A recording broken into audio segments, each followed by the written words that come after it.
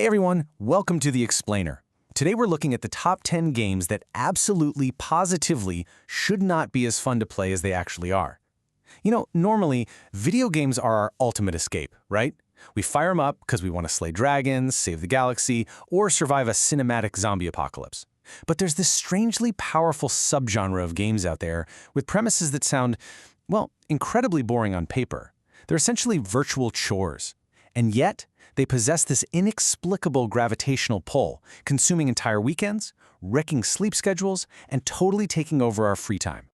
Okay, let's dive right into this. One player summed it up perfectly. Sounds like someone's uncle explaining a hobby at Thanksgiving. In practice, they become black holes. Hit the nail on the head, right? That perfectly captures the core expectation versus reality of these titles.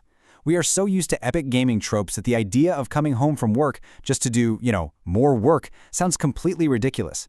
But as we're about to see, the deadpan delivery of a mundane task can completely override our desire for cinematic explosions.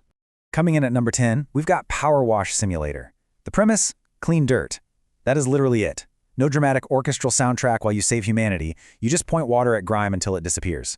But the reality? You sit there and spend 5 straight hours meticulously cleaning a helicopter. The first time you blast decades of mud off a playground slide, your brain quietly whispers, just one more fence. Before you know it, you are deeply invested in methodically blasting grime off high-end vehicles. It's wild. At number 9, we shift gears to Euro Truck Simulator 2. The premise tells you to simply obey traffic laws while driving a semi-truck. You got to monitor the speed limit, you actually use your turn signals, and get this, you start getting genuinely excited about your fuel efficiency. It sounds like a mandatory driver's ed exam, but the reality? Driving a semi across Europe somehow transforms delivering yogurt to Germany into this epic, life-altering quest. It's a brilliant irony that this rigid, rule-following framework becomes one of the most relaxing experiences ever created. Taking the number 8 spot is Vampire Survivors. Now, the entire game boils down into 3 simple steps. Walk around, let your character auto-attack, and turn thousands of monsters into colorful confetti. Visually, it looks exactly like an arcade game that accidentally escaped from 1987. But the absolute genius here is that every single upgrade perfectly delivers these microscopic doses of dopamine. It triggers an overwhelming need for just one more run, turning the super simple act of steering into a complete obsession. For number 7, we take a sharp turn into bureaucracy with Papers, Please. The steps here are incredibly rigid. Inspect passports, compare dates, and deny entry because someone's photo has the wrong ears. You're literally working immigration control. You just stamp documents. But the sheer gritty seriousness of this process is undeniable. It transforms a simple desk job into an intense moral thriller where every single stamp carries crushing weight. And it all culminates in a simple, chilling mantra, glory to Arstotzka. It's not about complex combat systems or flashy graphics. It's all about the heavy atmosphere and the incredible tension built entirely around checking paperwork. Number 6 is Stardew Valley. The premise seems incredibly quaint, right? Grow parsnips, talk to your neighbors, maybe do a little fishing. But the reality is that you'll find yourself wide awake at 2 a.m. having spent 6 real-life hours trying to optimize your cauliflower placement. The game just gently hands you a watering can, gives you a patch of dirt, and accidentally steals an entire month of your existence. This scaling obsession brings us to number 5, Factorio. The elevator pitch is really just building conveyor belts, but soon you find yourself completely fixated on a single glowing metric, like 14%. What's fascinating is how this transforms completely ordinary people into frantic industrial engineers. You will literally wake up obsessing over iron plate throughput, wondering whether adding just one more smelting array will hit that exact efficiency metric. It leads to this unshakable mindset. The factory must grow, always. It's a mantra you'll repeat to yourself with absolute straight-laced seriousness. It emphasizes a complete descent into complex supply chain management. At this point, you aren't playing a game anymore. You are optimizing an industrial empire. Which brings us to number 4, House Flipper. The premise is simply to buy ugly houses, paint walls, install sinks, and pick up trash. Yet somehow, doing these virtual chores ends up being better than playing high-octane action games. The fact that vacuuming a virtual living room is so deeply, wildly entertaining remains one of modern science's greatest unsolved mysteries. It just hits that perfect sweet spot of visible progress and immense satisfaction.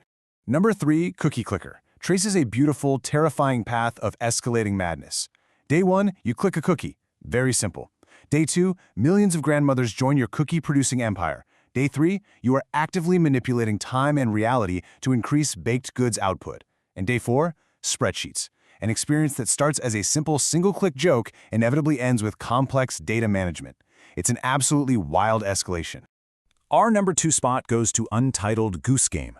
Look, you're a goose and your objectives are clear. Steal keys, hide hats, honk at innocent people, basically ruin an entire village's afternoon. It relies on absolutely zero complicated mechanics and no heroic destiny. It's just pure, feather-powered chaos that produces non-stop laughter. It proves that sometimes the ultimate fantasy is just being a minor public nuisance.